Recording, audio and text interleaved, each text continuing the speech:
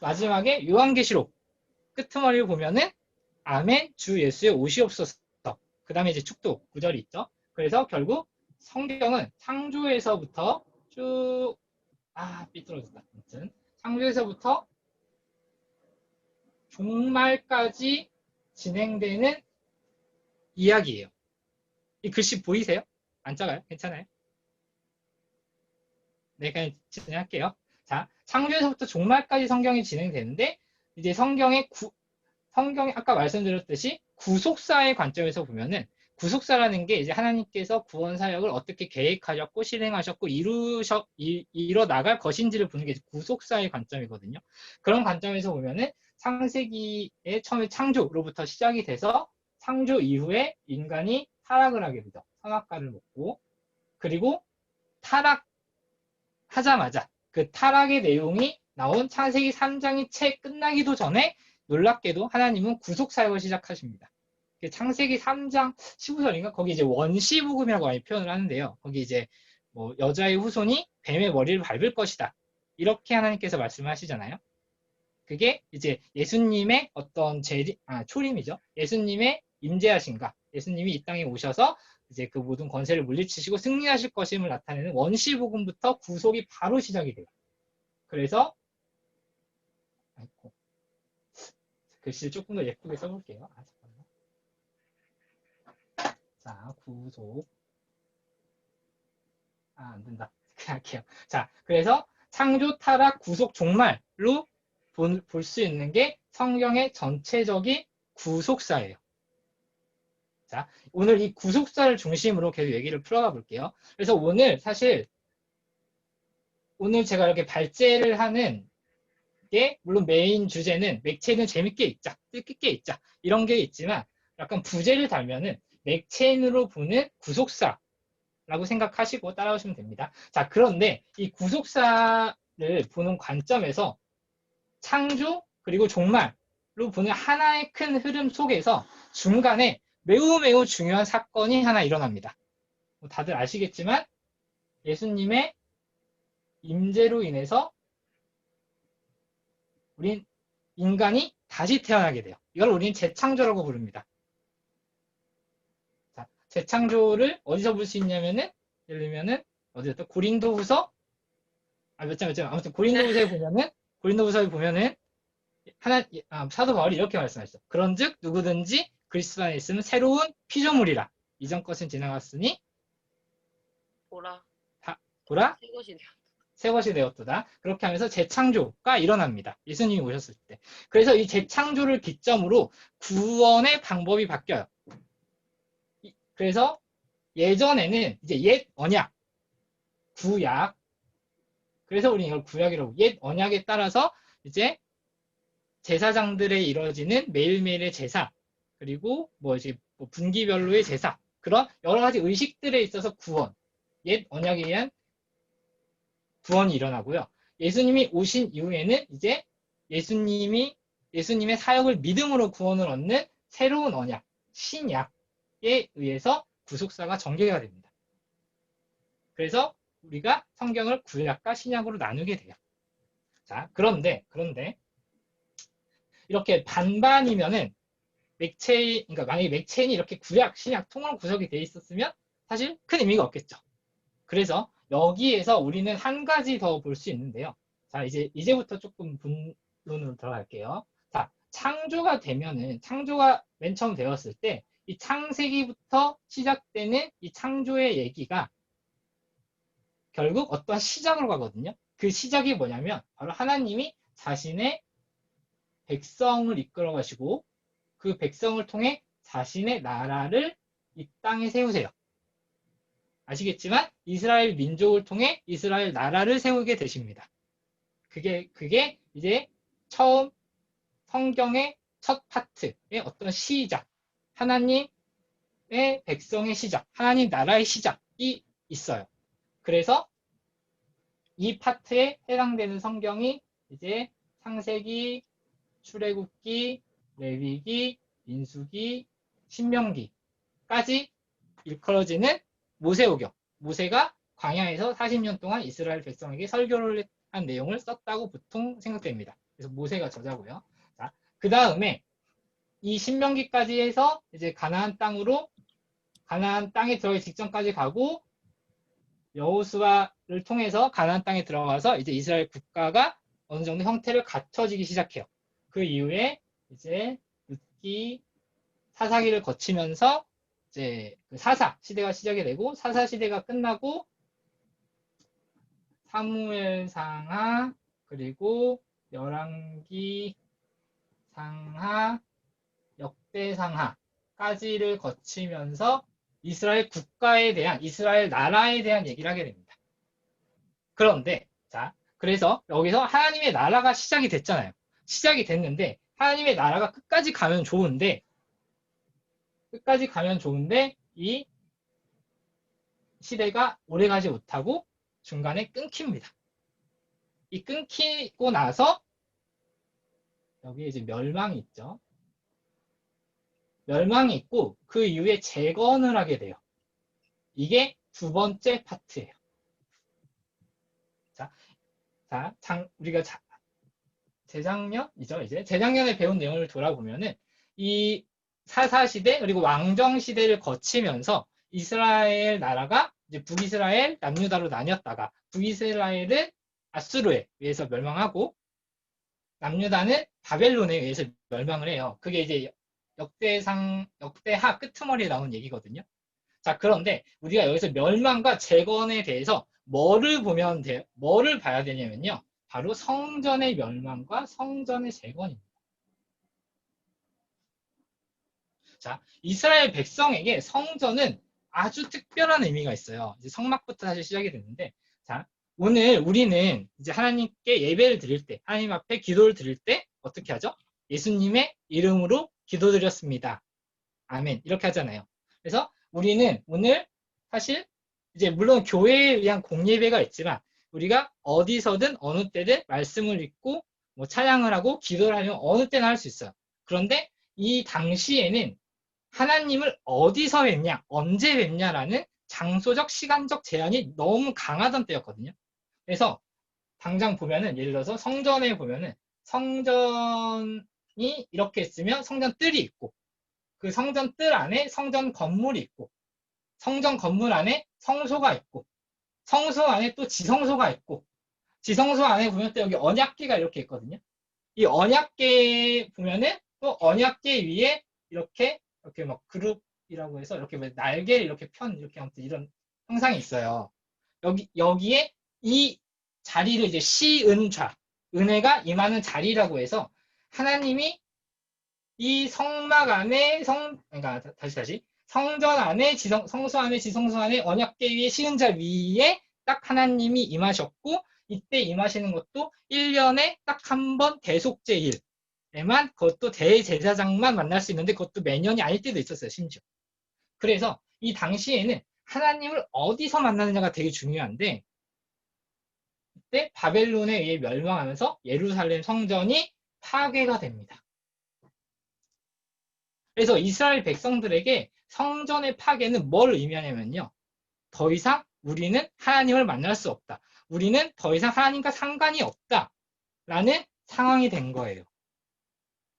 그 상황을 다윗은 그때 그 밧세바랑 간음을 하고 나서 회개를 할 때 주의 성신을 내게서 멀리하지 마시고 나를 주 앞에서 쫓아내지 마소서 라고 호소를 했던 게 이 하나님과의 관계가 끊어지는 게 얼마나 비참한지를 알았기 때문에 다윗은 그 고백을 했던 거고요.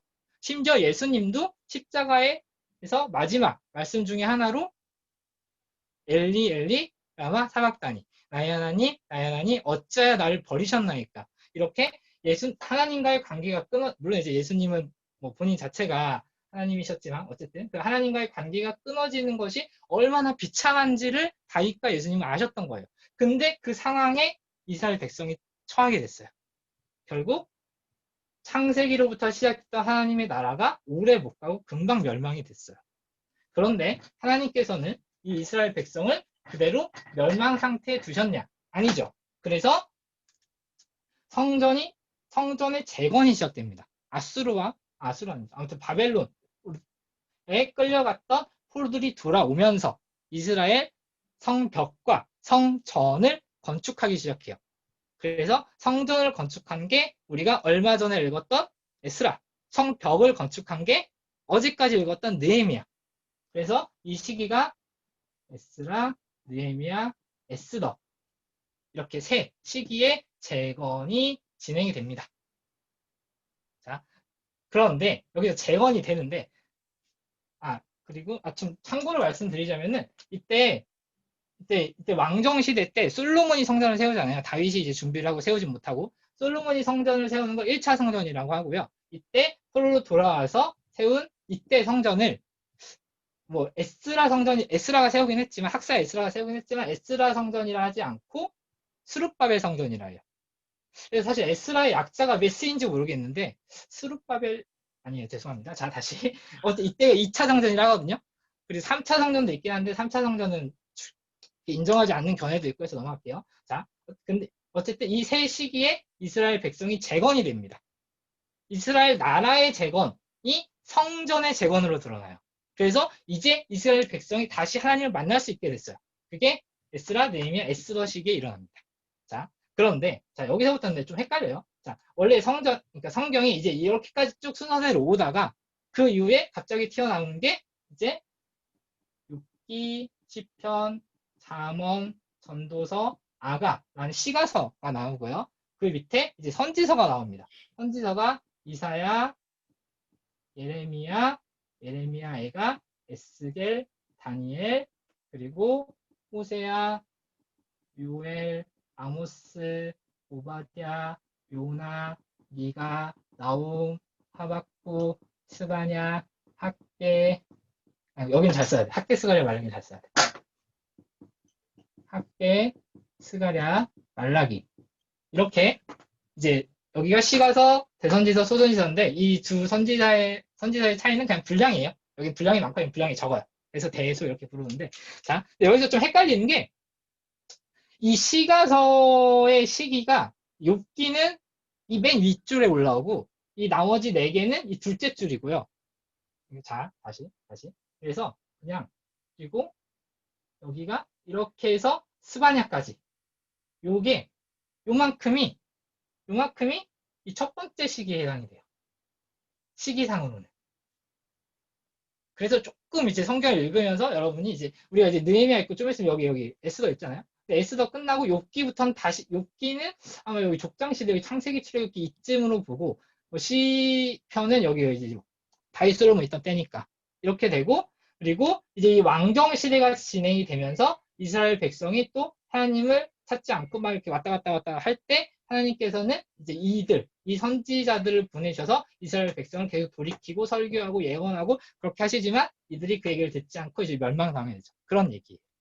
그래서 뭐 우리가 잘 아는 개념으로 굳이 표현을 하면은 하나님께서 이런 한 명 한 명의 어떤 영적인 영웅들을 막 이렇게 보내셨단 말이에요.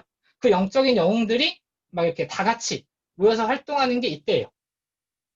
그러니까 예를 들면은 이게 이제 한 명 한 명의 뭐 히어로라고 하면은 이거 어벤져스 1, 어벤져스 2, 어벤져스 3 뭐 이렇게 돼요. 자, 그러면은 우리가 이제 마블 영화도 그렇잖아요. 이게 어벤져스 1, 2, 3 뭐 4까지 이게 1이겠구나. 아무튼 1, 2, 3, 4가 끝나면 이게 이제 페이지 1이었죠. 페이지 1. 자, 그 다음이 여기 이제 이스라엘이 멸망하고 다시 재건됐을 때가 여기 페이지 2.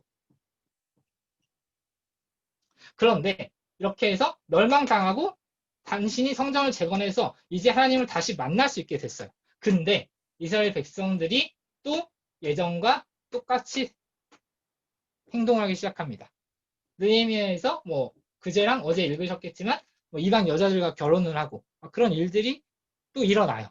그래서 이 시기에 이제 학개, 스가랴, 말라기 선지자가 활동을 하면서 계속 경고를 합니다. 또 경고를 하고 사실 경고는 말라기에 조금 있긴 말라기에만 좀 많긴 한데 너희 그렇게 하면 또 망한다. 그렇게 하지 마라. 돌이켜라. 그렇게 하는데 돌이키나요? 안 돌이켰지. 못 돌이켰죠. 그래서 다시 망해요. 이때.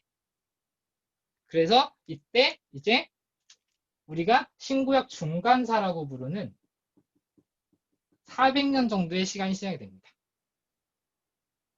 사실 이때는 이제 외경들에 의해서 좀 얘기가 되는 게 많고 정경에서는 이 중간사를 다루진 않아요. 그래서 오늘도 그냥 넘어갈게요. 어쨌든 이스라엘 백성이 시작됐다가 멸망했다가 재건했다가 다시 멸망했다. 시작과 끝, 시작과 끝. 그렇게 해서 맥체인도 이게 한 파트. 그리고 이게 두 번째 파트가 되어 있습니다. 다만 분량상 이 모든 걸 다 첫 번째 파트에 몰아넣으면 약간 분량이 안 맞아서 이 부분은 뭐 분량이나 순서상 그냥 두 번째 파트로 넣어놓은 것 같아요. 자, 그래서 구약이 시작과 끝, 시작과 끝으로 이루어져 있고 맥체인도 그래서 이 에스라를 기준으로 두 번째 파트가 시작이 된다를 보시면 될 것 같고요. 자, 그런 다음에 이제 예수님께서 오시는 부분은 뭐 예수님의 구원 사역의 시작, 그리고 예수님께서 구원 사역을 완성하시고 이제 승천하실 때까지 예수님 사역의 시작과 끝을 다루고 있죠. 이거는 우리가 너무 잘 아는 마태복음, 마가복음, 누가복음, 요한복음 이렇게 사복음서가 있습니다. 자, 그래서 이때는 이제 예수님 사역이랑 그냥 넘어갈게요. 이게 이제 세 번째. 그래서 맥체인도 이게 세 번째 파트인데 다만 또 이렇게 오면 이게 분량이 너무 적어요. 그래서 여기 있는 시편을 가져다가 이렇게 배치해 놨습니다. 이게 맥체인의 세 번째 파트. 자, 그리고 마지막 맥체인의 네 번째 파트는요. 자, 여기가 이스라엘 백성과 나라의 시작, 재건과 재멸망, 예수님의 사역의 시작과 이제 완성. 여기는 이제 교회를 다루게 됩니다. 자, 예수님께서 요한복음에서 말씀을 하셔요. 내가 가는 게 너희에게 유익이니 내가 가면 성령이 오실 것이다. 그래서 성령을 통한 교회 사역이 시작이 됩니다. 자, 이걸 어디서 보시면 되냐면요. 자, 요한복음 뒤에 교회가 시작되는 게 사도행전에서 나오죠. 사도행전에서 이것도 우리가 얼마 전에 읽었죠. 사도행전에서 성령의 사역이 시작되는 게 다락방에서 오순절이죠. 자, 오순절을 잠깐 보면은 오순절이 이제 오가 말 그대로 한자의 오이고 순은 모르겠다. 자, 순이 이제 숫자 10을 의미하는 거거든요. 사실 이게 요즘 우리말로 많이 쓰이진 않고 그나마 쓰이는 게 그래서 지금 1월 하순이 됐잖아요. 그게 1월의 마지막 열흘이다. 이런 의미예요. 1월 초순은 1월 10일까지, 중순은 11일부터 20일까지, 하순은 또 21일부터 끝날까지 이렇게 하거든요. 그 순, 그 열을 의미하는 오순인데 그러면 오순절은 50을 의미하는 절기잖아요. 이게 무슨 뜻이냐면은 이게 단어 자체로는 그 6월절 구원 사역의 시작이었죠. 6월절로부터의 50일. 그래서 우리가 77절이라고도 하거든요. 7 곱하기 7에서 49 플러스 이제 하루 더해서 뭐 77절이라고도 하고 그리고 그 이스라엘 당시에 농사력으로 따지면 오순절이 첫 밀을 수확하는 때예요. 그래서 그 밀의 수확을 감사드리면서 이스라엘 백성들이 절기를 지냈던 게 또 오순절이기도 하거든요. 그러면은 자 성령님께서 오순절에 임하셨다라는 거는 교회를 통한 추수 사역을 이제 시작하겠다라는 의미가 있어요. 그래서 교회가 사도행전에서 시작이 되고요. 그리고 마지막에 시작이 되고 그 이후에 이제 교회에 대한 이야기가 전개되죠. 로마서, 고린도전후서, 갈라디아서, 에베소서, 빌립보서, 오늘 했던 골로새서, 그리고 데살로니가 전후서가 교회의 말씀이고 그 다음에 이제 바울이 그 아끼는 사람들에게 보냈던 이건 목회서인 개인서신이라고 하는데 바울이 이렇게 빌레몬서까지 쓰고요. 그 다음에 다른 저자들이 히브리서, 야고보서, 베드로 전후서, 요한 1, 2, 3서까지 해서 교회에 보내는 편지를 통해서 교회 활동과 교회 사역이 전개가 됩니다. 그리고 마지막에 계시록이 있잖아요. 자, 계시록을 보면은 물론 이제 크게 보면은 아까 뭐 마라나타 아멘주에서 오시옵소서 이런 성경에서 전체의 종말을 의미하기도 하지만 계시록은요 특별히 교회의 종말을 의미하기도 하거든요. 보시면 요한계시록에 이제 처음에 이제 사도 요한이 1장에서 뭐 인사를 쓰고요. 2, 3장에서 보면은 7교회에게 편지를 하죠. 뭐 사대, 버가모, 두아디라, 어디였죠? 뭐 서머나 어쨌든 뭐 에베소 뭐 그런 데서 7군데를 보내요. 그러면서 거기서 사도 요한이 반복적으로 이제 하나님을 통해서 하는 말이 귀 있는 자는 성령이 교회들에게 하시는 말씀을 들을지어다 라고 계시록 얘기를 하거든요. 그래서 계시록은 물론 세상 전체의 종말을 의미하기도 하지만 특별히 교회의 종말을 의미하기도 해요. 그래서 여기 이게 이제 페이지 3였고 사도행전에서부터 시작돼서 요한계시록까지 시작되는 네 번째 파트에서는 교회의 시작과 교회의 종말을 의미하게 됩니다. 자, 그래서 전체적으로 보면은 시작과 끝, 시작과 끝, 시작과 끝, 시작과 끝이라는 네 가지의 관점에서 성경을 볼 수 있고요.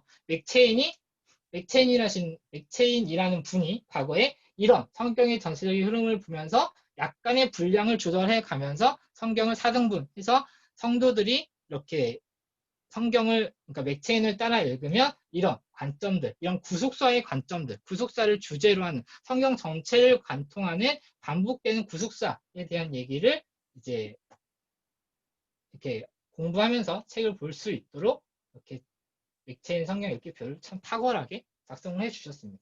물론 뭐 이 파트는 뭐 2번씩 읽기는 하는데 어쨌든 그래서 성경 1년을 통해서 그래서 여러분들께서도 이제 성경을 읽으실 때 사실 이거를 모르고 맥체인을 보면 저도 처음에 그랬어요. 저도 옛날에 그랬어요. 이게 맥체인을 보면은 너무 막 그냥 여기저기 읽고 왜 이렇게 나왔는지 모르고 갑자기 S란 뭐야 뜬금없이 약간 뭐 이렇게 느껴지기도 하고 사도행전은 약간 뭐 그렇다긴 한데 왜 또 하필 사도행전이지? 약간 이런 생각이 좀 들기도 하는데 이런 관점에서 보면은 성경을 좀 전체적으로 구속사적으로 보는 관점을 여러분이 기르실 수 있을 것 같고요. 그래서 이제 마무리를 하면서 약간의 이제 우리에게 적용할 점을 같이 나누고 말씀드리고 싶어요.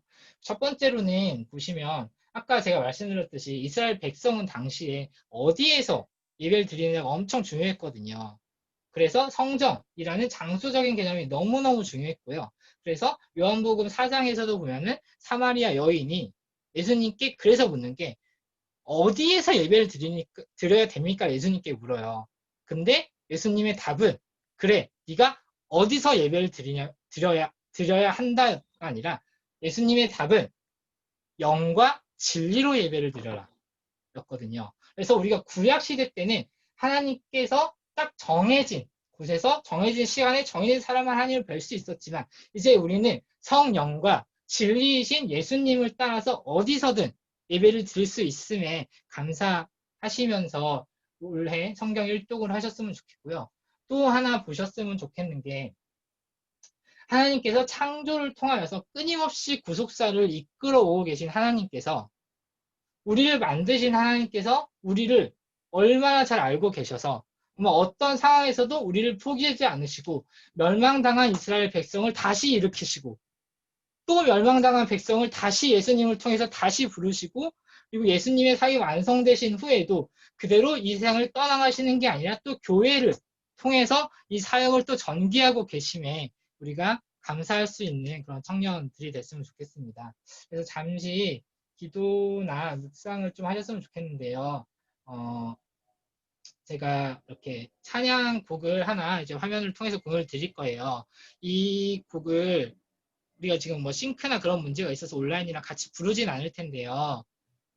같이 부르진 않을 텐데 가사를 그냥 묵상하시면서 듣기만 하셔도 좋고 잠잠하게 따라서 그냥 부르셔도 좋고 그냥 가사를 보시면서 혹은 들으시면서 기도를 하셔도 좋고 이게 잠시 한 4, 5분 정도 진행이 될 텐데 그러시면서 우리를 포기하지 않으시고 정말 끝까지 이끌어 오신 어떤 상황에서도 우리에 대한 구원을 놓지 않으신 그 하나님을 같이 묵상하시면서 잠시 뭐 기도하시거나 이렇게 곡을 들으셨으면 좋겠습니다. 예, 지금 시작해 주세요.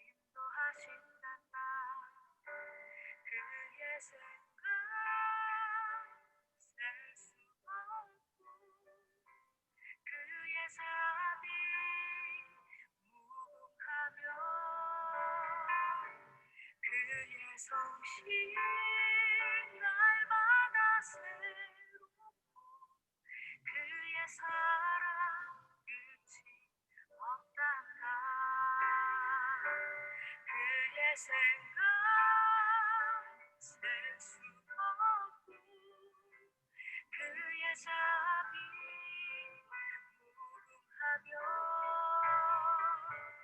그의 성실 날마다 새롭고 그의 사랑 끝이 없단다 그의 사랑 끝이